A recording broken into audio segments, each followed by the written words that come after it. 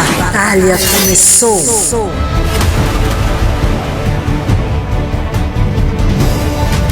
O Yeseraton,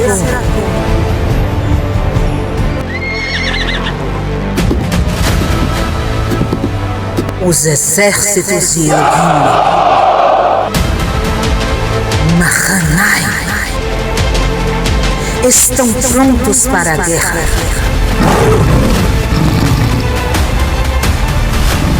O Yetzirah se aproxima. Sorrateiro, ele está à espreita. Quer nos tirar o direito à árvore da vida. Quer nos destruir. Avante, guerreiros! Mahanaim.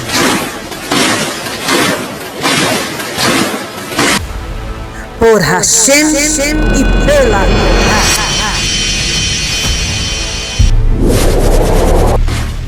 Mahanaim.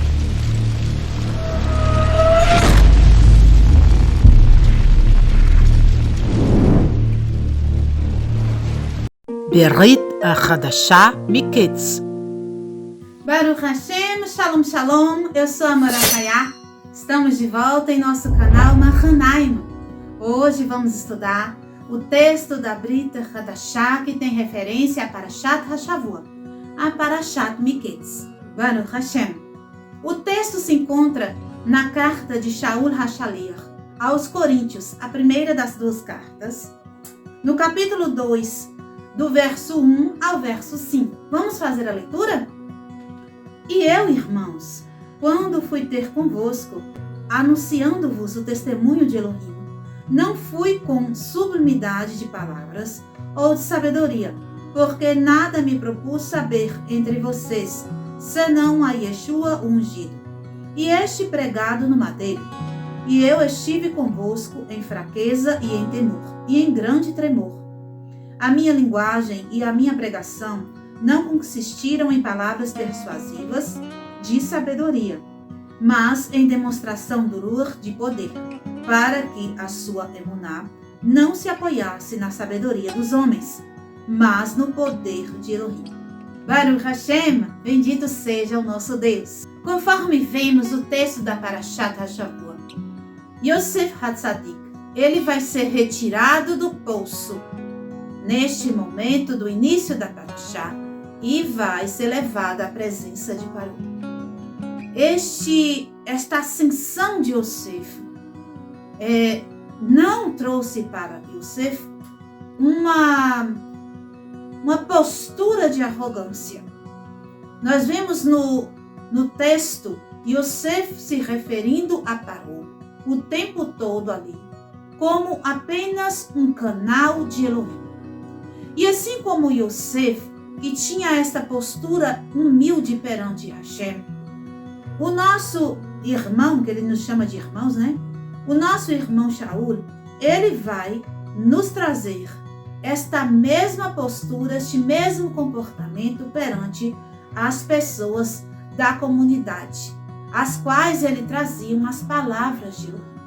É dito aqui no texto que ele não falava de si mesmo, que ele não procurava mostrar a sua sabedoria como sendo a sabedoria dele mesmo, a sabedoria que ele adquiriu como um ser humano que era eloquente, que era estudioso não apenas da Torá, mas também das ciências humanas, alguém que tinha destaque na sociedade no sentido de ser uma pessoa estudiosa e que trazia um gabarito em seu currículo.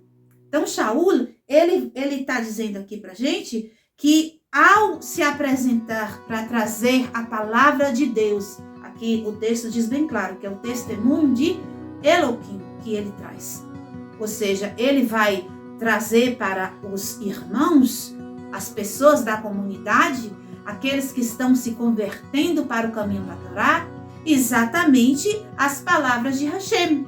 Shaul, neste texto aqui, deixa claro de que o que ele pregava, o que ele ensinava era a Torá, era o testemunho de Elohim. E ele também, além dele trazer o testemunho de Hashem, que é a sua Torá, ele também trazia o Mashiach e Yeshua, seu testemunho pregado no madeiro. O que quer dizer isso, pregado no madeiro? Ele demonstrava Yeshua para as pessoas como o servo sofredor, como o Mashiach ben Yosef. Yosef, este mesmo que estamos a estudar na Parashá Hashavua, Parashat Miketz. Então, o Yeshua que Shaul apresentava para as nações, para os gentios, né, chamados de gentios, que são pessoas das nações estrangeiras, e que estavam se convertendo ao testemunho de Elohim, que era trazido por Shaul. O Yeshua que ele apresentava para eles não era alguém que estava modificando a palavra de Elohim. Não era alguém que estava trazendo uma nova Torá, uma nova religião, um novo modo de viver a espiritualidade, uma estrutura religiosa diferenciada. Não, nada disso. Ele trazia o testemunho de Elohim, que era o mesmo testemunho que os judeus sempre tiveram. Qual é o testemunho de Elohim? Suas palavras, suas ordenanças, sua Torá. Aquilo que ele mesmo disse pela boca de Moshe, pela sua própria boca diante de todos, e todos escutaram sua voz. Não é verdade? Pela boca dos demais profetas e dos tzadikim, de todos os escritos do Tanakh. Este é o testemunho de Elohim. Aquilo que Yosef mesmo diz. O sonho quem deu a você, Paró, foi Elohim. A interpretação também será dada por Elohim. Yosef, ele como Shaul Hashalia, ele se comportou humildemente no sentido de não trazer para ele a vanglória. Por mais que Shaul Hashalia, ele tinha sim predicados importantes, era um homem poliglota, falava várias línguas, era um homem bem conceituado na sociedade, não era um qualquer, era um homem que tinha um padrão de aristocracia no meio do povo de Israel. Ele era um grande entre o povo. Tudo isso que Shaul trazia como uma grandeza de sua própria autoria humana, de sua inteligência do corpo, né, de sua concepção carnal, de sua consciência elevada e inteligente, tudo isso ele deixava em segundo plano. O plano que ele demonstrava, né, o cartaz que ele trazia para mostrar para os outros em sua pregação, eram as palavras de Elohim, era a vontade de Elohim e era também o testemunho do Mashiach, sendo ele o servo sofredor. O Yosef Hassadik agora, em seu papel de ungido, trazendo a prática daquilo, né, que o Eterno preparou, todo um processo. Nada acontece sem que antes haja uma preparação. Da mesma forma que Yosef se preparou desde a sua juventude até aquele momento que ele encontrou o Paró, com 30 anos de idade. Então, ele sai de Canaã com 17 anos de idade. Ele passa por um processo de 13 anos de aprendizado. Um aprendizado duro, severo, mas que resultou no alicerce de sua elevação como um rei do mundo inteiro.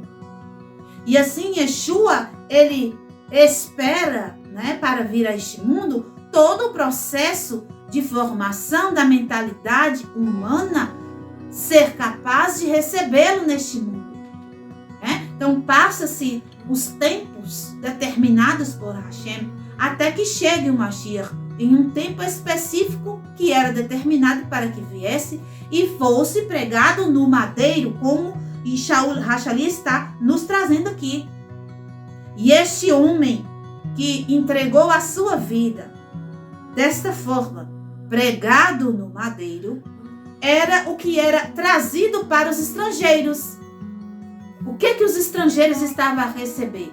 Torá e um tzadik também, que era a própria vivência da Torá, entregando sua carne, seu corpo, seu sangue em favor das transgressões daqueles que poderiam fazer parte deste povo, da família de Yosef. Este Yosef que nós estamos estudando na Parashá. Esta família, onde havia 12 irmãos, homens, uma irmã, mulher, um pai chamado Yaakov. Esta família, onde existia um avô chamado Isaac, uma avó Rivka, né? um bisavô chamado Abraham, uma bisavó chamada Sara, 4 matriarcas, Rachel, Imenu, Leá, Imenu, Bilhá e Zilpá, Imenu. Elas 4, junto com as 2 que citei antes, com os 3 patriarcas, são a raiz de nosso povo, são a raiz da oliveira chamada Israel. E esta era a pregação de Shaul. Ao contrário de que muitos dizem que Shaul ensinava uma nova religião, ensinava quebrar a Torá, Shaul disse que com sua boca o que ele ensinava? Ele ensinava o testemunho de Deus, do Eterno, que é a própria Torá. Ensinava o sacrifício feito por Mashiach, que tinha um valor importante para a remissão de pecados. E com grande temor, tremor e até fraqueza de linguagem, ele trazia tudo isso para as pessoas. O que quer dizer fraqueza de linguagem? Porque olha só a maneira que Shaul conta que a situação, descreve a situação. É um homem muito estudado, completamente inteligente, eloquente, né? Um homem eloquente, um homem que tinha destreza nas palavras, e ele considera então a sua forma de falar com estas pessoas aqui fraca. Por que fraca? Porque ele não ficava como um pavão, né? Mostrando tudo que sabia em seu comportamento, em suas palavras, confundindo as pessoas muitas vezes, porque se a gente traz palavras muito rebuscadas, muito difíceis de compreender, o assunto que é o que importa, né? O conceito que deve ser ensinado não chega até o entendimento das pessoas. Então Shaul, ele se diminuía, literalmente. Ele se diminuía para poder fazer com que o testemunho de Hashem e o testemunho do Mashiach fosse mostrado no lugar dele mesmo. Ele então mostra aqui que ele era o quê? Uma pessoa humilde, né? Então o Shaul, ele vai dizer aqui no versículo 5 que ele fazia tudo isso para que a sua fé, a sua emuná, não se apoiasse na sabedoria dos homens, mas no poder de Elohim. Então, se Shaul, ele trouxesse, né, todos os predicados que ele possuía em sua pregação, as pessoas iam admirar ainda mais a questão dele mesmo, né? Nossa, como ele é inteligente. Nossa, como ele é capaz. Nossa, como ele estudou muito, ele sabe muito. Oh, nossa, grande tzadik. E ia se envolver na figura de Shaul. E não iam se envolver com o que teriam que desenvolver, que era o ensino do testemunho de Elohim e o testemunho do Mashiach, porque é o que realmente vai ter um valor diante da conversão, da mudança, da techuvá das pessoas. Não é verdade? Baruch Hashem.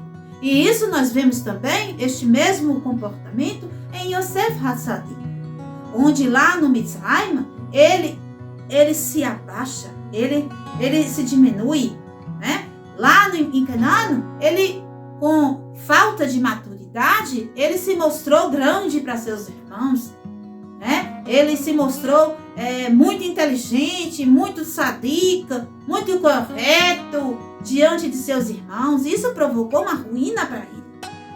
Então, todo esse processo de 13 anos trouxe para ele a aprendizagem também da humildade. Né? É dito que quando ele vai se apresentar para Paró, na noite anterior, o Malach Meta aparece para ele na prisão e o ensina as 70 línguas línguas das nações. Porque, como eu falei no vídeo que eu fiz no ano passado, acredito que vocês tenham assistido. Se vocês não assistiram, assistam lá, porque lá está muito rico em detalhes, né, das minúcias da Parashá. Então, o anjo vai ensinar para Yosef as linguagens, os idiomas dos povos. Porque o Paró não era um qualquer. O Paró era um homem muito inteligente em todas as áreas que você possa pensar. O Paró era super inteligente, bem dotado. Ele sabia de tudo, inclusive do mundo físico, né? Inclusive a questão espiritual também. Ele também estava sempre ali atento, né? Por quê? Porque ele sabia a necessidade de ter, então, um cacife para poder gerir o mundo inteiro. Ele geria o mundo inteiro. O Mitzrayim era a grande nação do mundo civilizado naquela época. Então, o Paró, sendo ele o modelo do ego humano, ele se sentava num trono altíssimo, onde para chegar até ele era necessário subir 70 degraus. Cada degrau era para uma nação. E para que o ser humano que quisesse se dirigir a Paró, frente a frente, mais próximo de Paró, ele precisava subir os degraus. Só que cada degrau, como era para cada nação, cada degrau também deveria ali a pessoa que estivesse subindo falar no idioma da determinada nação do degrau. Então Yosef, ele aprendeu com o método e ele chegou na presença de Faraó, subiu degrau por degrau, saudando o Faraó com todas as línguas das nações. Daí vimos que Yosef, ele era um homem, como Shaul Hashalia era também, muito elevado na sabedoria do mundo, dos homens, das sabedorias humanas.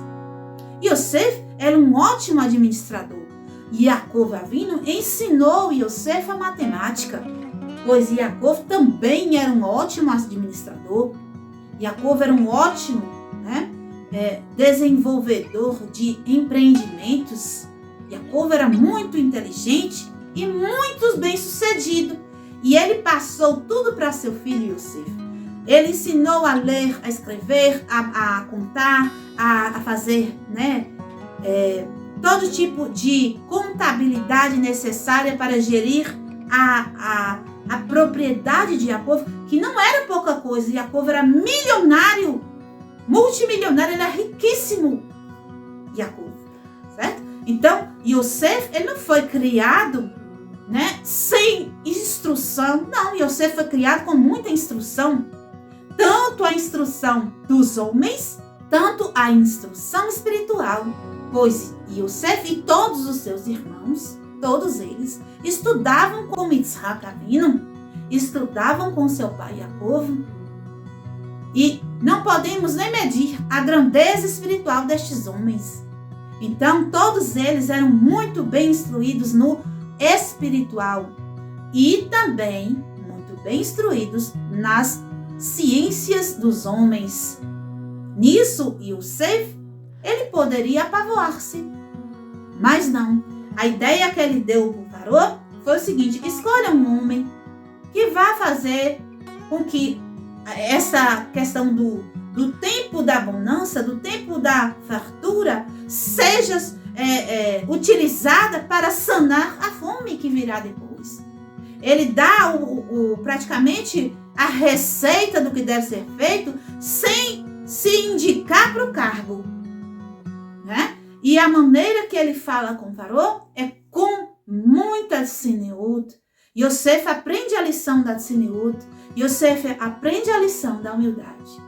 E ele se coloca em frente a Faraó, dizendo o seguinte: eu não.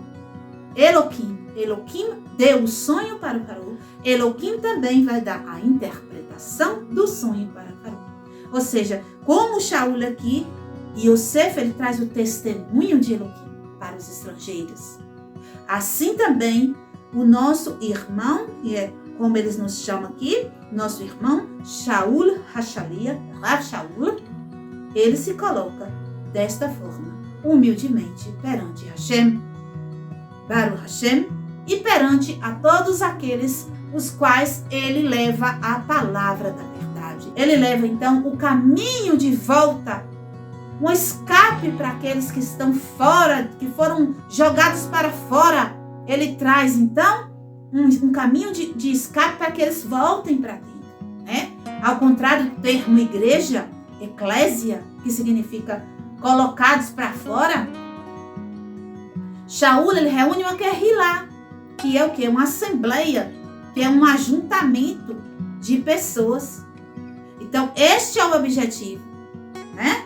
Versículo 4 diz assim: a minha linguagem e a minha pregação não consistiram em palavras persuasivas de sabedoria, mas em demonstração do ruach de poder. Ou seja, ele poderia ter usado palavras de persuasão, de sabedoria próprias, poderia, porque ele era muito inteligente, ele saberia colocar bem as palavras e trazer ali, né, como um coaching, né, uma maneira de seduzir as pessoas ao que ele quisesse. Mas ele não utilizou disso, ele utilizou do ruach de poder, daquilo que Yeshua disse que sopraria sobre os seus discípulos, sobre os seus talmidim. O ruach de Hashem, o espírito de Hashem, o mover do eterno, era o que Shaul trazia para as pessoas. Baruch Hashem. Então, aos poucos aqui no nosso canal, nós iremos desvendando, né, os caminhos que os sadikim, que os talmidim de Yeshua tomaram após a sua morte, né? Os caminhos que o próprio Yeshua tomou em vida aqui neste mundo. E nós vamos esclarecendo também os equívocos que as pessoas têm e aprendem, né, a respeito de Shaul e os demais talmidim, quais traziam sim a Torá sagrada em seus ensinamentos e também o escape, né, do sacrifício de Yeshua, sendo ele o Mashiach de Israel.